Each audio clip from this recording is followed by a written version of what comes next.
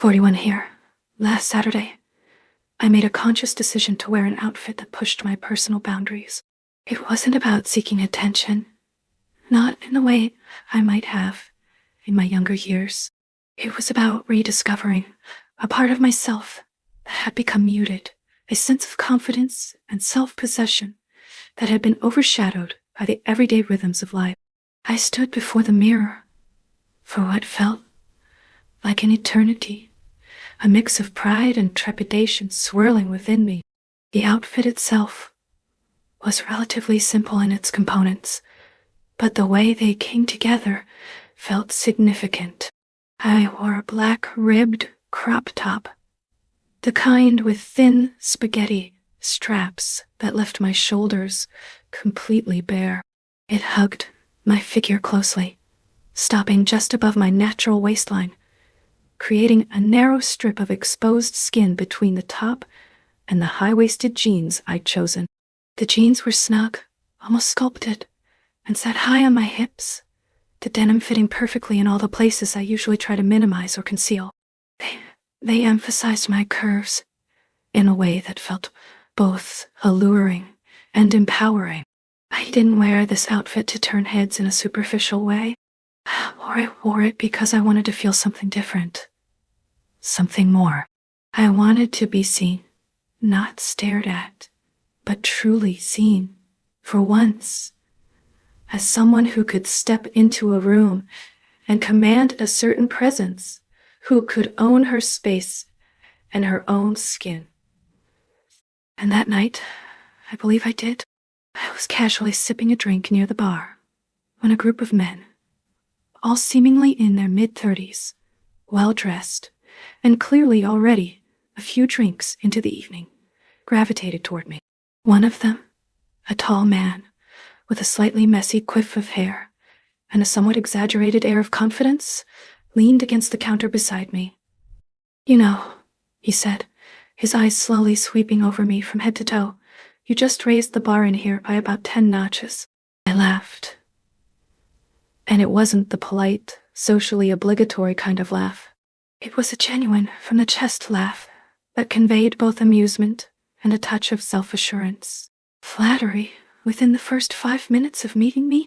Either you're exceptionally charming, or you're terrible at pacing yourself." He grinned, a flash of white teeth against his slightly flushed face. "Why waste time on formalities? You don't exactly look like someone who blends into a crowd." Another man chimed in, this one with a boyish smirk that hinted at a playful nature. "Are you here alone? Or should I be worried that some incredibly jealous guy is about to punch me for staring too long?" I took a slow sip of my drink, allowing the pause to draw out the moment and create a sense of intrigue.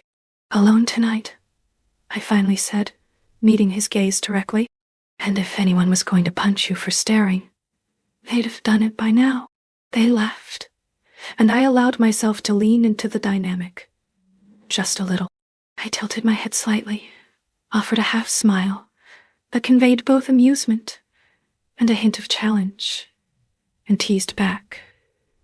"Besides, if you're going to stare, the least you could do is buy me another drink, so I don't feel like I'm doing all the work." God, yeah, it felt good. It wasn't a reckless kind of good, but a deeply satisfying, remembering myself kind of good. It was a reminder of a part of myself that I had almost forgotten existed. After a few more flirtatious exchanges and sips of half-finished drinks, one of the guys leaned in slightly and asked, "You dance, don't you?" That was all the invitation they needed. They led me onto the dance floor, almost as if it were a prearranged sequence. One man positioned himself on either side of me initially, with the others following behind in what felt like a casually choreographed act. The music was low and rhythmic, the kind that seems to pulse through your spine, slowing down time and making everything feel warmer, more intense, and more intimate. As the beat gradually picked up, I started to move with it, allowing my body to relax into the rhythm and the overall energy of the moment. I was acutely aware of what was happening. They weren't just dancing with me in a casual, friendly way. I was being passed between them, almost as if I were the center of their attention. One moment, a man's hands would be on my waist, guiding my movements. The next, a hand would graze my lower back, sending a subtle shiver through me. Then, my wrist would be gently caught and spun into the arms of another. It was playful, certainly, and there was an undeniable element of flirtation, but there was also something more there, something charged and electric. I knew, on some level, that I should have taken a step back. I should have politely but firmly pulled away, re-established some personal space, and reminded myself of the boundaries that I usually adhered to. But I didn't, because in that moment, it didn't feel wrong. It felt exhilarating. It felt alive. The music slammed against my chest, the beat reverberating in my veins. I felt every thump as if the rhythm was alive, pulling me deeper into the spell of the night. My body moved instinctively, as if the music controlled me. But this wasn't just dancing anymore. This was something raw, something untamed. Jason was behind me again. His hand slid down my back, following the curve of my spine, before gripping my hips with a pressure that sent a shiver up my spine. I could feel him, hard and pressing against me, the heat radiating off of him in waves. Every time I moved, I felt him against me, his breath hot on my neck, his chest brushing against my back. His fingers flexed, just enough to remind me he was in control of this, in control of me. Mark was in front of me now, his gaze dark, intense. He moved closer, so close. I could feel the heat of his body, the undeniable magnetism of him, pulling him in. His hand slid to the back of my neck, tilting my head back slightly, exposing the soft skin at my throat. He leaned in, lips brushing against my ear. "You're incredible," he whispered, the sound of his voice sending a surge of heat straight to my core. And just like that, I was lost. I didn't care about boundaries anymore. I didn't care about the rules. All that was the way their bodies pressed into mine.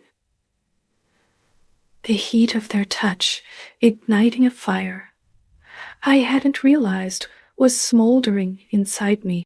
Jason's hands moved lower, gliding over the tight fabric of my jeans, teasing at the edges of where my skin was exposed.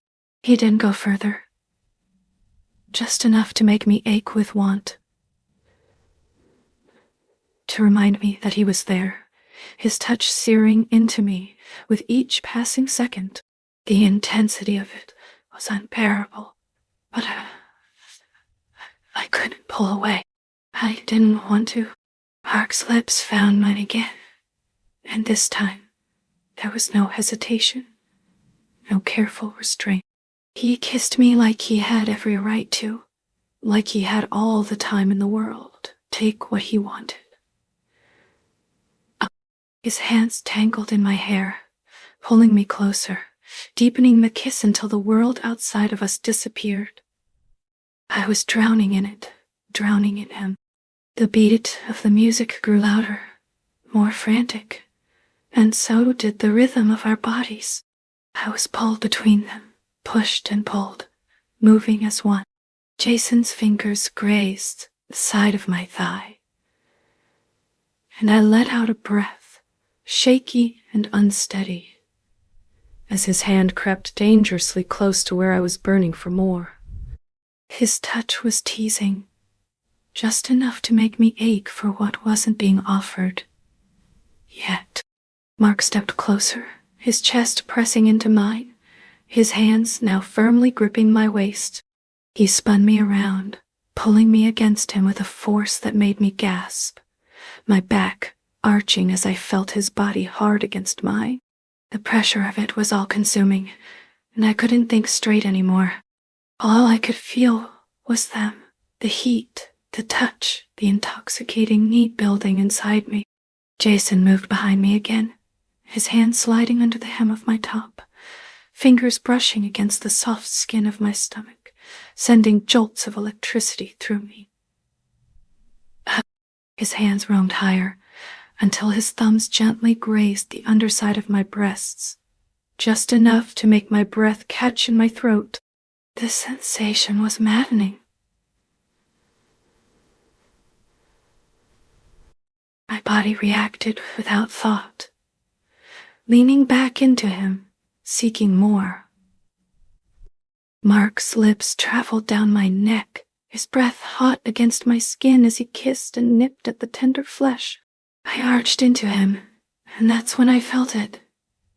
His hand sliding lower, pressing against the curve of my hips, and I gasped, needing more, feeling myself come alive in a way I had in years. They were pushing, testing, teasing, their hands roaming over my body with such intent it made my head spin. I should have stopped them. I should have stepped away. But I didn't. I didn't want to. I could feel my pulse pounding in my ears. The music, a distant hum compared to the thudding in my chest, the heat of them both searing through me. I was alive, completely and utterly alive. I had known was possible. Mark's fingers dipped lower, brushing the waistband of my jeans, and I shuddered. Every inch of my body was on fire, every nerve alive with desire. And in that moment, I wasn't just dancing anymore. I was wanting. I was giving in. There was no turning back.